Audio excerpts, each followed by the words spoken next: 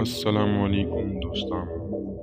سونیا شاه په جړه جړه ټولو نه معافي وغوښته. که غواړئ چې تاسو هم خبر شئ ویډیو را سره تر اخره وګورئ او که تر اوسه پورې هم زموږ چینل نه وي سبسکرایب کړی دا هم درسره سبسکرایب کړئ.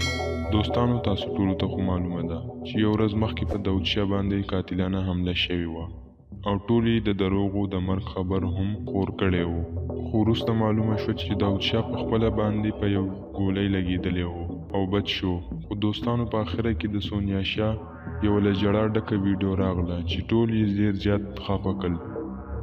هغې له ټولو نه معافي وغوښته او ټولو ته یې ویلي چې ما کنځلې کړي، زه دا منم خو تاسو هم ماته کنځلې کړي، خو زه د کنځلو کولو ټولو نه معافي غواړم او خلکو نه یې دعا غوښتې چې الله دې زما خاوند ته صحت ورکړي او دا یې ویل چې ما ټول معاف کړي دي، ما هم معاف کړئ.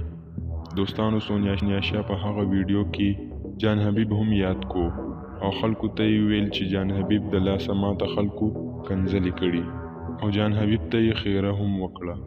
دوستانو تاسو د سونیا شاه دې خبرو باره کې څه ویل غواړئ موږ ته یې په کمنټ کې ضرور ولیکئ. تر بلې ویډیو هم په لوی الله سپارم.